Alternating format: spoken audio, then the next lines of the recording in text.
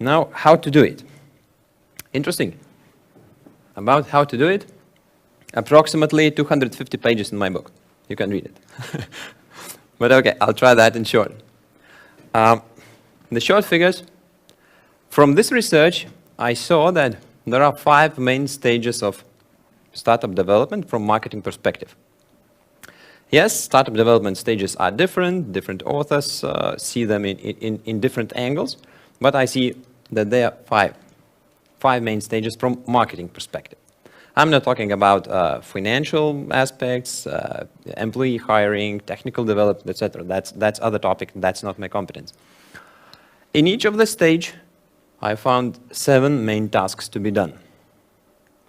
It's not necessary, but the more tasks you do of those 7, the higher your chances of success are.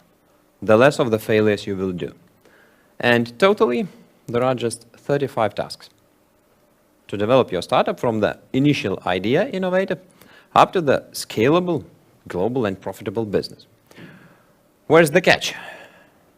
Actually, 37 tasks, but approximately 150 to-dos. These infographics are for one task. So for instance, if you want to do one of the tasks, okay, this is 1 to do, 2nd, 3rd, 4th, and so on. So let's go to the main concept. The very beginning, you have aha moment, idea, something great, I will create, I will do this. And here is a symbolic IPO. We have time over there, we have a success. The main point in startup business that success is not measured only by money, as it is in most of traditional businesses. Why? Traditional business checks the balance, the financial scorecard, and says, okay, are you profitable or not? And that's it, how you are doing. Why in startups we look not only at the financial statement? At the very beginning, you are guessing, and the more knowledge you have, as the guy who invented the electric bulb, he said, okay, now I know 10,000 ways how not to invent this one stuff. So he created a huge pool of knowledge. I don't wish for you to collect such pool of knowledge. I wish you to be much faster, but the problem is that when you are facing the innovative business, you will have to fail. The earlier you fail, the better. And the cheaper your fails are, the better. Pivoting. Who of you have read the Lean Startup methodology? I highly recommend this book. It's a few years old, but the concept is still great, which tells that you have some iterations in the process.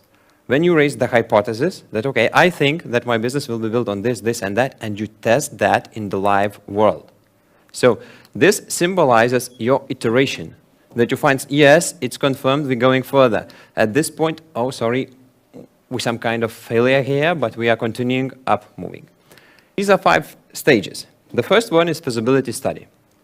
In most cases, it doesn't require money at all, or at least very, very little amount. What it means? You simply do your homework. You have your innovative business idea and check how many potential customers you could have, what value you could deliver, what your business model could be.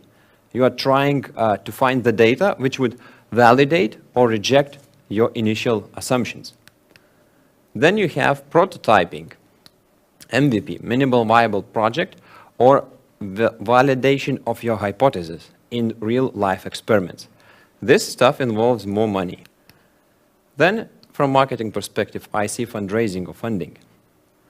Because when you have validated your business model, you can go to the investors and say, okay, we have found the way how to earn money, but now we need a little bit of money in advance to create such stuff. Then, product launch. You have already created the product, launching it, and only then thinking about growth hacking, dreaming about growth hacking. Thinking about growth hacking, you should already in the product launch. Yes, it's true. But thinking that we need a growth hacker, it's only in this stage. So now, these are just, I have put just 3 in each. There should be 7, but the key points. So the value proposition, target market, and business model. what is value proposition? Generally speaking, what you are offering to customers, why they should pay money for you, and it is desired that your value should be unique. Have you seen Osterwalder's canvas of value creation? As well, one of the highly recommended books to check it. When you want to invent the value for customers, usually, first of all, you should think about customer jobs in the context where you are working. In the service or in the product which you are developing, just think, okay, what my customer has to do? What jobs, what tasks, what daily routines? Then speak about their pains, gains, and only then start to build your product and services around that. Target market. It's much simpler way for non-marketing guys. Customer persona, yes, just to make it as personal as possible, and then when you make marketing decisions, you say, okay, how we talk to Anna, she's 30 years old, she's working in this, she likes, she dislikes, and where could we advertise, what could we offer to her? So, generally, number of similar customers, potential revenue in this target segment, this one. So, clear enough. Business model. For startups, I recommend Lean Business Model Canvas. These are links to his books. So the third book, which I highly recommend, is this one. This single page describes your business idea generally. It's not the substitution for your business plan, but generally you can outline your whole business idea on one piece of paper. Real startups in the western part of Europe and in the United States, if they are true startups, if they are trying to reach their development fast, they review their business model once a week. It's not like, okay, we sit down, drank coffee, and did our business model, and we stick to it. No, they go outside of the building, they test their hypothesis, and update their business model. If needed, they simply throw out their business model and do something new. Okay, prototyping. You should check main hypothesis, at least main. I'm not saying you should check everything in your business plan because you can get old when you get everything validated. Once you have those hypotheses, you should update your business model. We talked that about a minute ago, that if you have everything confirmed, that's ready to go, that's ready to implement marketing strategy. Main hypothesis. The first one, you shouldn't look to others, except the first one. Are you trying to solve the real problem? The problem that people will be gladly paying money for you. Then the solution. Is your solution okay or not? What Patricia did, she prepared 26 prototypes of the solution. 25 solutions were damned. They were thrown away, simply. Finally, I would recommend adjust the pricing. You can build something nice to have, something great, but if people don't have money or are not willing to pay, so why should you do that? No sense at all. Okay, fundraising. Most of startups enter fundraising without having any idea about milestones. Fundraising material, you shouldn't go for investors until you have prepared good, nice looking, and truth-telling fundraising materials. There is the list of what material is recommended. And finally, okay, if you have secured investment, you can proceed with the product launch and that's it. So, there's the example of milestones. These can be very, very different. In this part, we show money raised. In this part, we show the achievements, which we plan to do. It is seen that, okay, at this stage, we have to build a business model. It doesn't require money, we can develop that, okay. Market verification should be done over there. Traction, in this example, they said, okay, 10,000 customers, it would be quite a good traction for us in our case. And what's the main idea is that when you go for fundraising, you should check that you have some kind of a reserve from the first initial funding to the next stage. Because if you say, okay, guys, we need to get traction, and then we will go to fundraising for the growth. For traction, we need, for instance, 15,000 euros. And you go, you get 15,000 euros, you were fundraised, that's awesome. You did traction, you showed that everything's okay. What's next? You are going to look for another investor. And what happens if you won't find an investor for half a year? Even for 3 months. You don't have money reserved for that. So when you're raising money, you should check your milestones and foresee the reserve. It's the same principle in each of the fundraising milestones. Fundraising material. Okay, you can build much more fundraising material or even less, but this one seems to be most optimal. As far as I've talked to those who were funded, they said, okay, we did this, this, this, and that. Maybe a little bit of a different scope, but first of all, you have to polish your elevator pitch. The second point is one-pager that could be sent simply via email, even via your smartphone, like an attachment, simple just. If the investor got interested, okay, then we can have the investor presentation and pitch. And there is one of the mistakes when people think that detailed pitch deck and investor pitch and presentation is the same. It's not. Actually, when you do a live presentation, basically speaking, your PowerPoint presentation is different from that you will leave for investors when you leave them. Why? If you build the very, very detailed presentation, they simply won't listen to you, they will read the screen. True. They don't need you. So when you are speaking, your presentation should be minimal. But when you are leaving, you got their interest and you are leaving them your presentation, you are leaving not the same that you gave. You're leaving with more details, with full details, even with some additional details that you even didn't mention during your presentation. Is that clear? 2 presentations, not 1. Finally, we are speaking about online profiles and media. Maybe it's hard to get into the media, yes, but it's not difficult to create an online profile on LinkedIn, on AngelList, and on other social networks where investors want to check whom they intend to do business with. If your LinkedIn picture is from your vacation with your girlfriend, boyfriend, whatever, what investors will think about that? Pictures from parties, and check your online profiles on your online presence. Because the people, if they will be interested and say, okay, maybe I'll invest 50,000 euros in this startup, but let's Google who are they, what they are doing. And if they find those things that you wouldn't like to find, yeah, the story is that. And finally, financial and capitalization table. Even though I'm an economist, I don't like that, so I guess you also don't like that. But you must be prepared to talk about financials. When the investors asks, okay, how much money do you need? What you gonna do with these money? And what you gonna get for that? How many shares will we get for our investment? What's your option pool for your employees? What's your foreseen reserve for future investments? How shares will be distributed in later stages when we achieve certain milestones? If you don't have those answers, there might be two endings. The investors, first of all, will think, okay, these guys are not well prepared, so maybe we won't be doing deal with them, or we will do some kind of a tricky deal with them. Because you are not prepared, you don't know what you really want. So you can get the investment and share ratio not to your favor. Product launch. Irresistible offer. After the book launch, I will upload the online mini course about how to create the irresistible offer. So I won't go deeper into this topic right now. I'll just show a couple of examples. A marketing plan, at least on 1 page. Marketing plan, like with the business model, you will be able to download templates from the same website. It's free of charge, absolutely, to make your marketing planning easier.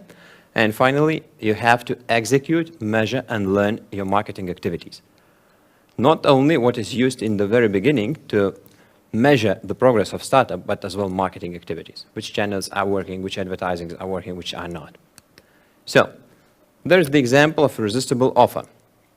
This company is doing the data entry service, like an office assistant for yourself, an outsourced office assistant. If you say that, okay, I need a list of CEOs of such companies in such region, please collect me these data, they will do that. This is the service that they provide. That's their offer. How do you find that? This is working very well for them. They even did that guarantee, 120% if you're not happy with the service. So I asked them, was there any event? through the half a year of a period when they have launched this offer, they had only one refund. For those who don't want to share their services for free, this is the host way. Mark Rudder from Sweden, we talked with him about this offer, about other offers. So when they were trying to launch their business, most of people said, you are crazy, because you can't compete with Airbnb and Booking.com and etc. So those guys said, no, we're not competing with them. We are helping to people to use their services. The more people are using Airbnb, Booking.com, the more benefit it's for us, how it can be. It's a separate story how they pivoted their business idea from the initial idea, but the main service is for real estate owners who rent their real estate mostly for vacation. You rent your real estate for 3 days, for a couple of days, for vacation purposes, for a week maybe. And what you want to do, you want to rent the full month, and you don't want to be obligated for Booking.com that, okay, I have reserved 5 days in a month just for you and nobody else will get that. So what they have, they actually put the placement of their apartment in all possible platforms. At the very beginning, they started with just 4. Today, I've checked, they already have more than 150 different vacation and rental platforms worldwide. So through the Hostaway, you put your flat, and in more than 150 platforms, your flat is available. When someone books your flat, in all the remaining platforms, it's canceled for that period. Isn't that convenient? You don't have to worry to take care about that. But that's another story how they came to that. So we could have a whole seminar about that. Their offer, sign up for 14 days, free trial, no credit card required. They don't ask you even a credit card. They don't have actual costs as the previous company. The previous company would have to pay salary for those guys who are developing that. So during a couple of weeks, if you get your flat rented, would $10 per month per listing be very expensive for you? No. Even for a day, if your flat is rented through that platform, $10 is not money. Create upselling offers. You should generate at least few ideas how to increase value or earn extra revenue per sale. That's the task number 1. When you have your main offer, think how to increase that. Anything else? Cross-selling offers. Think about how to encourage customers to purchase related or complementary items. And the nice thing is that those items don't necessarily have to be yours. You can have the cross-selling implemented via affiliate links. As the very, very basic example, if you have something selling online, some of your products, you say, okay, guys, maybe you would like to buy this or that stuff and put the link to Amazon, the referral link to Amazon. And Amazon pays you 4%, 10% maybe from the sales. You can go to the cj.com, clickbank.com, those affiliate networks to find products like services, digital products that are quite related to your product and offer to your services and earn even up to 50 or even up to 75% from commissions from their side. So you don't have to develop your own product additionally to make an effective cross-selling offer. This could be implemented even in the real life in the physical stores. As for instance, if you buy in our shop, you get a 10 euros discount voucher in another store for particular services. That's it for you. That's cross-selling. And you get commissions from over there. Think about if you are able to create a repeat sales business model. The true business is built not on attracting new customers, but on keeping the same ones. Can you build something that customers will use and pay again, and again? If yes, so each time you add a customer, add another customer, your business is growing. Not an easy task, but it's worth. What is downsell strategy? Have you ever faced a downselling offer? You visit some kind of a website, looking for some kind of a product. Okay, maybe it's nice, but I won't buy it. You click it, just close it, or just backspace or whatever.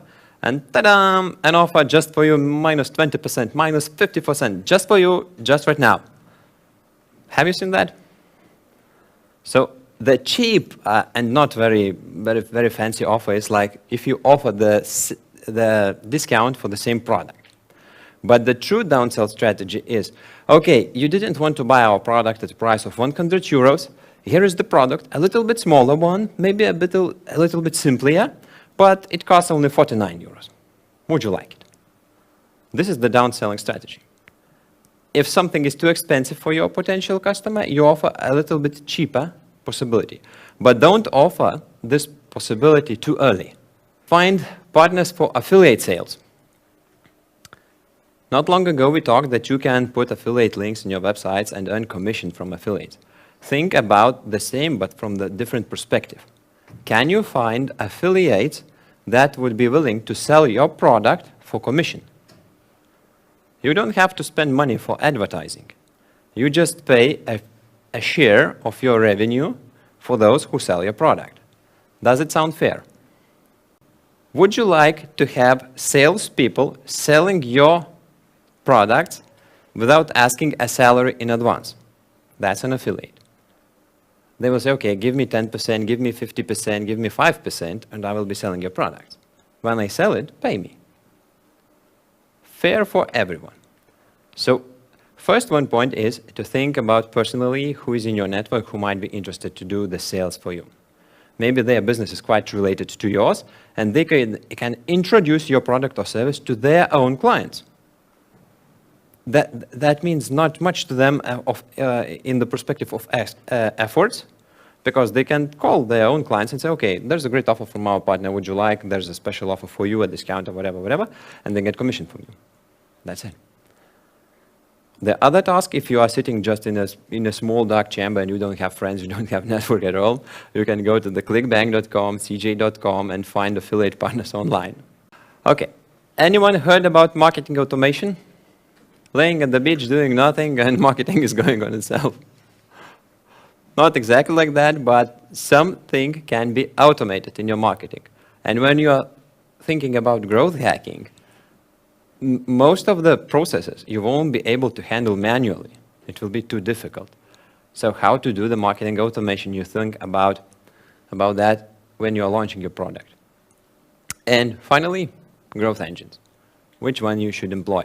If you don't have a decision which one of growth engines you will employ, probably you are doomed for not reaching a significant growth. Unless you accidentally are using this growth engine, but simply don't know that it's called a growth engine. So yeah, that's okay. Have you seen anything similar?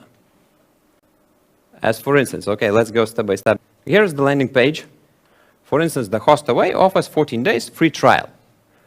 If you go for the free trial, you sign up, that's okay. This sequence is launched. For instance, you are introduced to via webinar to a premium membership or some extra deal. Then, if you say yes, the sequence is special offer for premium. Right now, just now, here's the best deal, buy it, don't leave it for tomorrow, and that's it. If you buy, yes, then there is the sequence for welcome and training, and you have a premium package of the Hostaway or whatever it is business. And then the sequence is initiated, for instance, after 2 weeks, an upsell offer. What else we could sell to the same customer which has successfully arrived to this stage? And finally, encourage social sharing or viral or paying to customers or whatever. Just how to make your customers to bring new customers. What happens if at the very first step, customer says no? I don't want free trial. Then the other email marketing sequence is launched. He gets the notifications for free trial reminders. Maybe you forgot, maybe you didn't want, showing him different benefits from that. If he says, yes, okay, I sign up for the free trial, then he's back to the same main workflow. If he still says no, then the sequence might be, in this example, weekly tips. We don't want to bother him too much, we don't want to be pushy, but we just share free weekly tips for a month, for 6 months, it depends on industry. The person gets some benefit from your side, okay, tips and trips and advices, how to rent your apartments for holiday season more profitably. And every week you will get some kind of tips. If you like that, okay, keep sign up, that's it. If if you click on one of those emails, you could be as well introduced to the free trial or even to the webinar introducing free member. Each sequence can be unique. Some of them are more or less standard, just changing, okay, what's in the landing page, what's the sequence for the main workflow, and so on and so forth. So everything this, from the very, very first step, when the person lands on your page and downloads something, gives you his contact details, at least email, preferably even a name, up to the encouraging social sharing, up to the Peter or Anna is inviting his or her friends to use your services, can be fully automated. Not in every business, but in most cases, yes. When you're thinking about growth hacking, think about this way. Viral loop. If you haven't heard about viral loop, probably you haven't heard about pirate metrics. It's the acronym like R, like parts: acquisition, activation, retention, revenue, referrals. That you are attracting your customers, potential customers, leads. Yeah? In this example, they are website visitors. They are signing up for something. Keeping reminded from the previous example, okay, they sign up for a free report or free trial or whatever. Then we are talking about retention. Okay, they sign up, but we want our potential customers to be active. What's in it for us if we simply have their emails, but nothing happens? No business, no sales, no traction. It's not good for us, simply. So we are checking if there is a retention, additional download, additional sign up. Then we are checking if this customer became an active user. He started using free trial, maybe even paid trial. The paid trial would be in the revenue stream. And the final stage is the customer becomes your evangelist. And he says, okay, guys, come on to this website. It's awesome. I'm getting $5 for each recommendation, but you don't know that. What Uber offered in Vilnius. I didn't use that, but I heard from friends that if you recommend someone to install the Uber application, you get 10 euros and your friend gets 10 euros for the trip. So it's paid engine of growth. You and your friend get benefit from that, and they reach quite significant growth. Costly one, but growth in any case. Okay, there's about the viral engine of growth. What I'm doing with this stuff, I'm experimenting. I could say, okay, and push that, go to the website and download, share, etc., but actually I'm doing an experiment. I offered for all visitors of my website to share the news about the book with their friends, and anyone who signs up will get a 20% discount for paperback version of the book once the book is published. If you want discount, okay, you can go and sign up then. Nothing pushing. But the main prize is 3-month startup mentorship with the author of this book. If you want me to become your mentor for 3 months, you can win this prize. Top 3 people who will be on the list on April 30th will be winners of this prize. This is what's included in that in the website. You can check that. All you need to do is to share this website link with your friends, your unique link. The more people will sign up through your unique link, the more points you get and the higher you get in the top ranking. Top 3, who scores most of the points, will win this prize. It's working. Today I checked, I have a startup from Belarus who have already referred 11 friends sign up. I started that just a few days ago. Yeah. So nothing pushy about that. The main slide, if you would have to remember only a single slide from all my presentation, let it be this one. This sums up all how-to-dos that we talked today.